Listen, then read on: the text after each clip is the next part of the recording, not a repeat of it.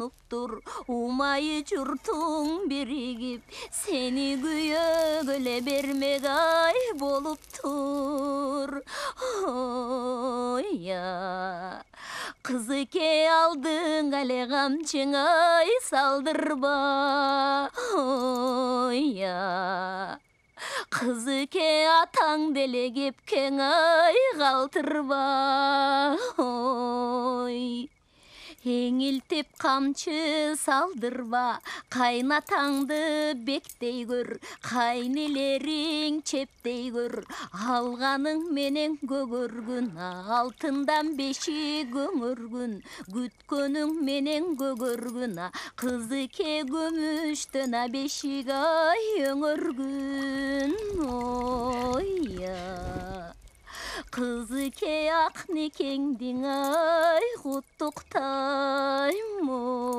Ойя, эл кубансын ардагым, элдин бир берген батасы, кызыке кабыл бира болсун ай ардагым. Ойя, кызыке көчкөндө көчтүн ай көркелең. Ойя, жыйган бир жүктүн бурчелең, кызылдан кымкап кийчелең, кызыке кылчай бая доорон ай сүрчелең. Ойя, кудагый ак учук бердим саптап ал, ак шумкар бердим таптап ал, кудагый көк учук бердим саптап ал, кудагый көк шумкара бердим ай таптап ал. Ой, көккө бир жакын көрүнөт, жат элге жетип барат деп, канышым көңүлүм жаман ой бөлүнөт.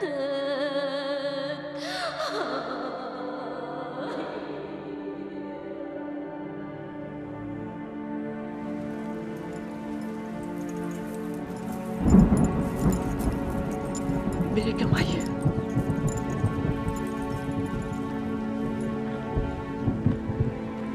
Бағың ачылса екен.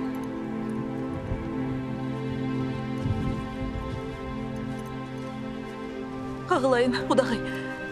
Алған білуіңіздер ақ жолдай болсын. Еліңерде өз қызыңардан көрсіңер.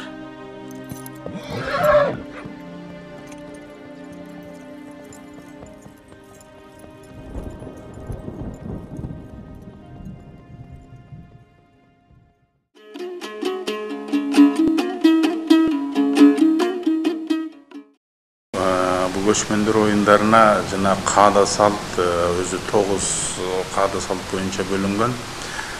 Бизге областка бөлүнгөн. Келин алуу каада салты деп биздин Жалал Абад областына бөлүнгөн. Бул негизинен өзү бардык район шаарларда өткөрүлүп тандалып алыш керек эле. Бюджеттин тартыштыгына байланыштуу биз барып театры демилген өзүбүз эле алдык да. Эми бизде профессионал актерлор бар, артисттер бар. Шуну биз коелу. Себеби 2016 жылдагы өзүбүз демилген өзүбүз көтөрүп баш байгени алып келгенбиз. Кудай буюрса быйыл деле ушул жакшы мындай үмүт аруу тилектер менен даярданып атабыз. Анан өзү негизинен биз 15 августка чейин артисттер отпускада болуш керек болчу. 1 августтан чакыртып алдык бардыгын азыр. Азыр ушу каада салттан сырткары ар бир областтын ошол жерде ордосу болот. Аны жакшы билесиздер.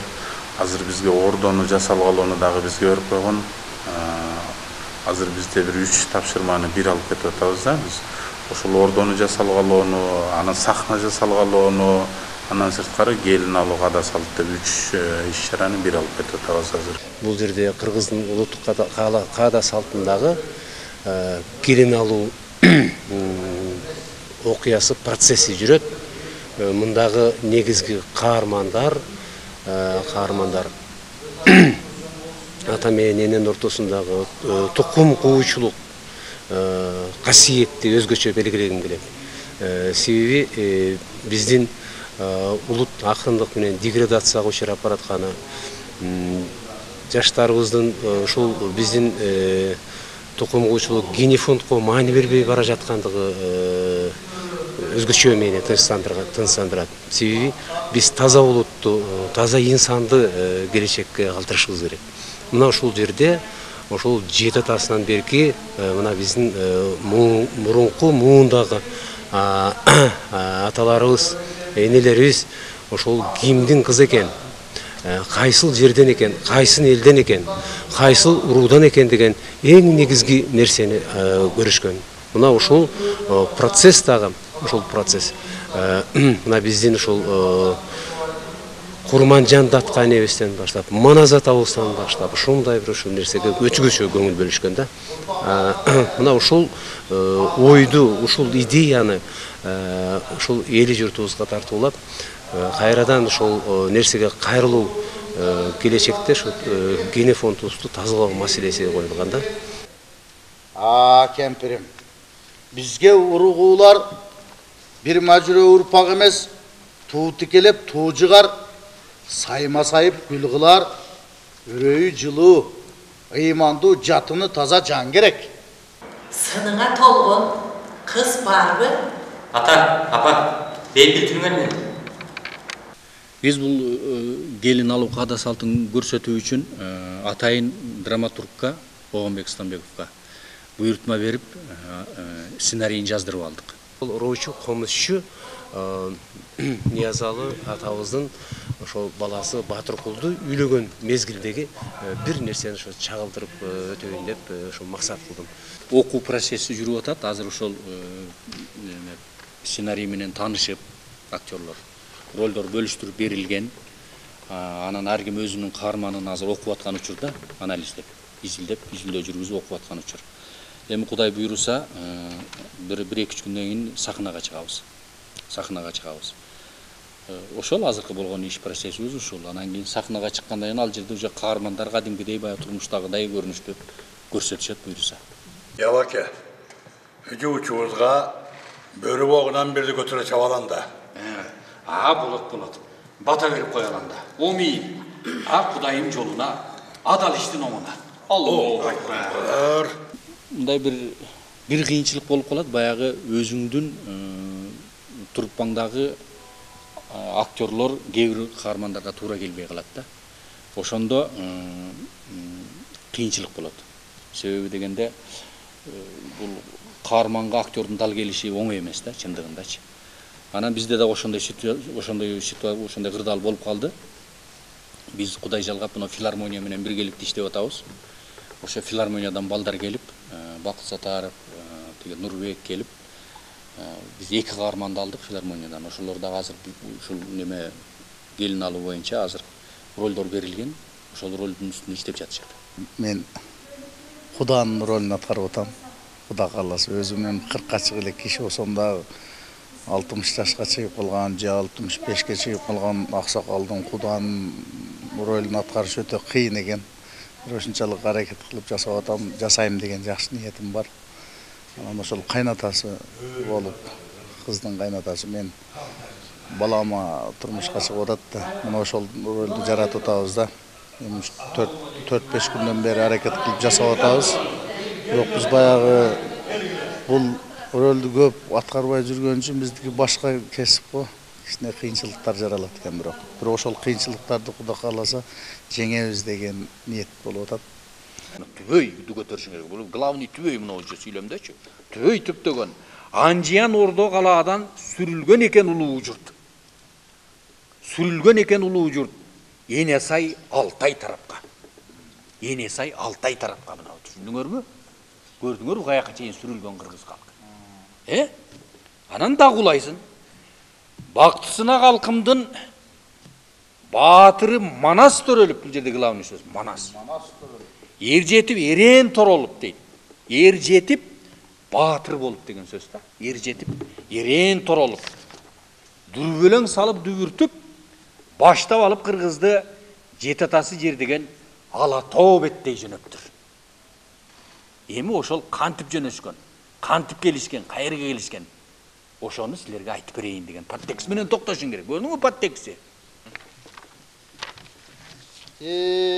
Анамына дүрбөлөң, алай дүлөй көчменден, Едил Алтай тараптана, Енесай ыйык жайыттан, Алатоо ыйык мекенге, улуу көчү Манастын, ата мекен конушкан ай сапар алып турган жер, улуу көчү Кыргыздын Анжиамбет деп сүрүлгөн, агарып мөңгү кетпеген да керемет ыйык кең мекен, ыйык көлгүтөт мелтиреп, ыргагы жанды сергиткен. Өзү ошол көчмөндөр оюнунун башкы режиссеру келип биз менен жолугушуп өткөрүп кетти да. Алар айтты, ошо каада салт боюнча ошо келин алуу мисалы үчүн көрүнүшү жарым саат болуш керек экен. Андан кийин этно концерт баягы Кыргыздын улуттук фольклордук концерти берилиш керек экен. Ошол биз тараптан бул дагы жарым саат убакытты алыш керек экен. Экөө биригип 1 саат. 1 сааттык убакыттын ичинде ушуну камтышыбыз керек экен ушуларды. Эми азыр сметаны түзүп бергенбиз, областтык жанагы өкүлчүлүктүн резерв фондунан акча күтүп атабыз. Эгерде ошол болуп кала турган болсо, биз Кудай буйрса 20-сына чейин деп атабыз. 20-сына чейин бардык формаларыбызды, декорациябызды, реквизиттерибизди баарын бүтүп, анан кеткенге чейин ушу Жалал Абад шаарынын тургундарына бир сыйра көрсөтүп коюп анан кетели деп атабыз. Былтыр жанагыда барып, баяктан гран-прини алып келип көрсөтөлү, быйыл кетип атып, элдин бир сыноосуна коелу деп атабыз да, балким баягы элдин арасынан дагы мына бул жерин кичине өзгөртүп койсоңор болмок, мындай болмок дегендер чыгып калышы мүмкүн да. Баягы көп немеси жакшы болот го эми. Кудай буйрса жакшы. Биз өткөнкү көчмөндөр оюнунда баш байгени жеңип алганбыз. Эми быйыл дагы Кудай буйрса үмүтүбүз чоң. Баш байгени бербейбиз деп аракет кылып атабыз. Эми даярдыгыбыз күчтүү болсо, Кудай буйрса дагы баш байгени алып келебиз деген чоң үмүттөбүз.